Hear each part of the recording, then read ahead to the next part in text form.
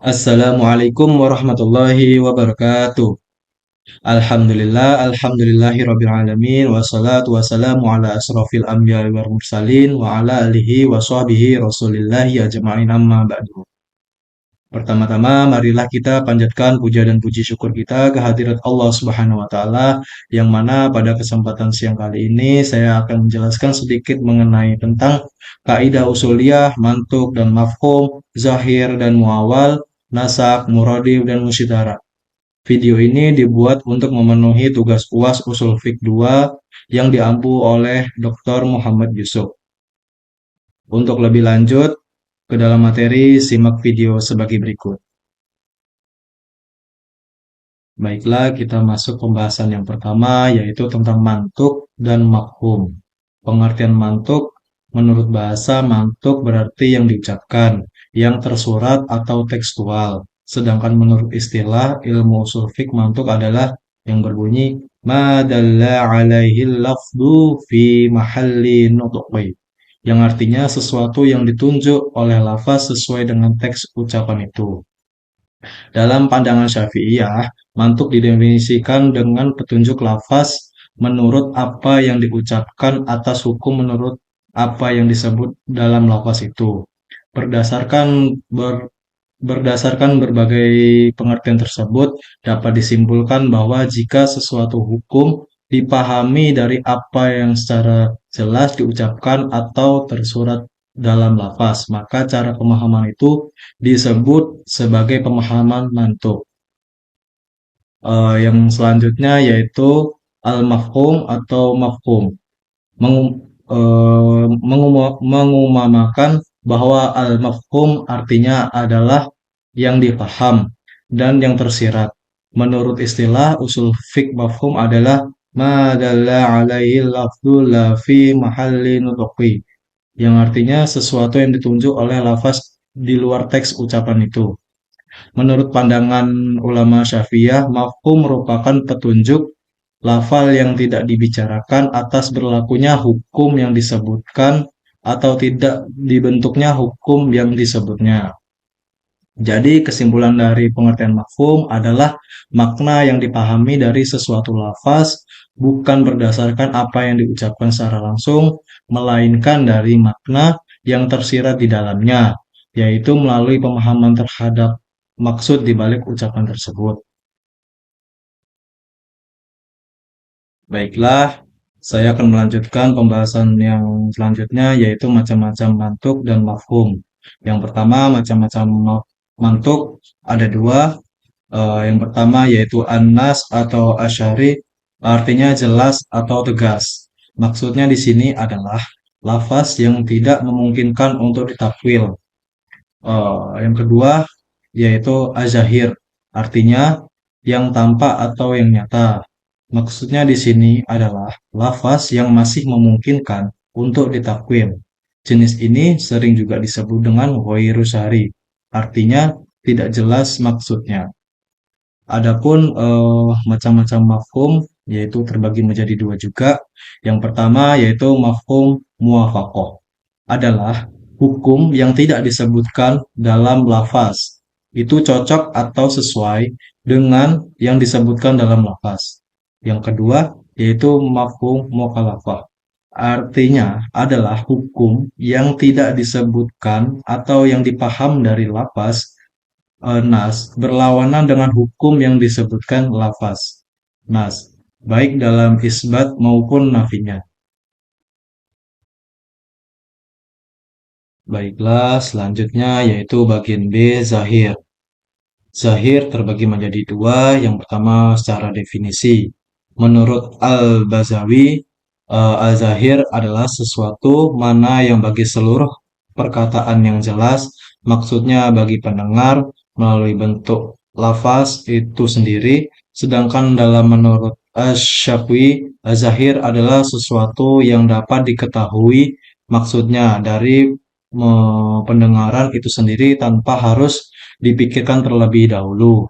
Dalam pandangan ahli usul az-zahir adalah sesuatu yang maksudnya ditunjukkan oleh bentuk nas itu sendiri tanpa membutuhkan faktor luar. bukan tujuan dari susunan katanya dan memungkinkan untuk ditakwil. Yang kedua yaitu kehujahan zahir.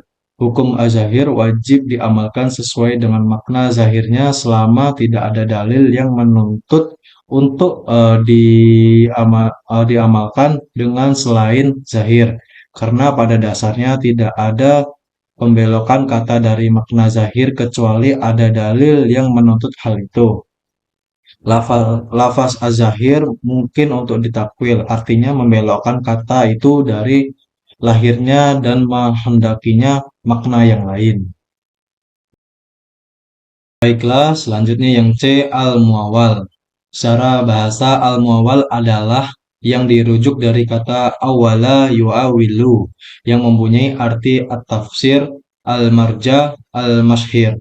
Dari segi bahasa, al-tafsir mempunyai arti yang penjelasan atau uraian. Al-marja berarti kembali atau tempat kembali. Sedangkan menurut istilah al-muawwal yang dikemukakan oleh Imam Al-Ghazali adalah sesungguhnya takwil itu merupakan ungkapan tentang pengambilan makna dari lafaz yang bersifat probabilitas yang didukung oleh dalil dan menjadikan arti yang lebih kuat dari makna yang ditunjuk oleh lafaz zahir. Baik, selanjutnya yaitu D, nasak. Nasak secara etimologis kata nasak berasal dari kata yang artinya menghilangkan, menghapus sebagaimana ungkapan matahari telah menghapus bayangan. Maksudnya di sini adalah ia menghapus atau menghilangkan bayangan dengan bentangan senarnya yang luas. Menurut pendapat lain, arti nasak ialah pindah seperti ungkapan saya memindahkan isi buku ini. Maksud dari kalimat tersebut ialah saya menyalin isi yang ada di dalam atau menasak kitab yang di tempat lain. Adapun definisi nasak secara terminologis ialah menghapus suatu hukum syariat dengan dalil terbaru. Adapun menurut para ulama, nasak terbagi menjadi 5 bagian. Yang pertama yaitu mengganti redaksi, tetapi hukum tetap. Yang kedua, mengganti hukum, tetapi redaksi tetap. Yang ketiga, nasak hukum dan tulisan sekaligus. Dan yang keempat, nasak hadis dalam Al-Quran. Dan yang terakhir, nasak hadis dengan hadis. Bila kita masuk penjelasan terakhir, yaitu tentang muradif dan musyarat. Yang pertama, muradif dalam pengertiannya muradif adalah adapun ayat yang berbunyi wal lafdul muta'adidul li ma'na wahid, yang artinya lafaz yang bermacam-macam dengan arti yang sama. Artinya di sini adalah muradif ialah lafalnya banyak, sedangkan artinya sama atau satu atau sinonim. Seperti lafal asad dan al-laid atau singa, intah dan khamhan artinya gandum, ustadz dan mudaris yang artinya guru. Yang penjelasan yang kedua yaitu musyarak, sedangkan musyarak ini seperti lafaz zahaba artinya bisa pergi atau hilang. Namun apabila arti sebenarnya hanya satu, maka yang lainnya arti majas, tidak dikatakan musyarak. Kata mata bisa mengandung beberapa makna, bisa mata hati, mata air, dan mata kaki. Baik, mungkin hanya itu materi yang bisa saya sampaikan. Di sini saya akan menyimpulkan dari pembahasan yang saya jelaskan tadi. Kesimpulan di sini yaitu mantuk merupakan makna yang ditunjuk lafaz sesuai dengan teks yang diucapkan, yang terbagi menjadi an-nas yang tegas dan tidak dapat ditakwil serta azahir yang tampak jelas namun masih memungkinkan untuk ditakwil.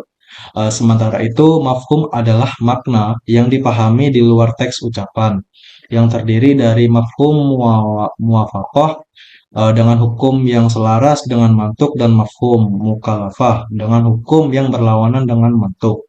Azahir adalah lafaz yang maknanya langsung dipahami dari susunan kata tanpa memerlukan faktor luar. Sehingga wajib diamalkan sesuai makna zahirnya selama tidak ada dalil yang melingkarnya kepada makna lain. Adapun al-muawwal merupakan makna yang diambil dari lafaz yang memiliki kemungkinan lebih dari satu arti dengan syarat didukung oleh dalil yang lebih kuat, dan takwil ini hanya berlaku pada anas yang bersifat zani, bukan qat'i. Konsep nasak menunjukkan adanya penghapus hukum syariat oleh dalil yang datang kemudian, baik berupa penghapus lafaz dan hukum, penghapus hukum saja maupun penghapus lafaz saja. Di sisi lain, muradif adalah lafaz-lafaz yang berbeda namun memiliki makna yang sama. Sedangkan mustarak adalah suatu lafaz yang mengandung beberapa makna berbeda. Eh, dengan demikian, penguasaan terhadap seluruh konsep tersebut sangat penting dalam proses istinbat hukum agar hasil yang diperoleh sesuai dengan maksud syariat yang terhindar dari kekeliruan dalam memahami nas. Mungkin hanya ini materi yang bisa saya sampaikan. Kurang dan lebihnya saya mohon maaf. Saya akhiri. Wassalamualaikum warahmatullahi wabarakatuh.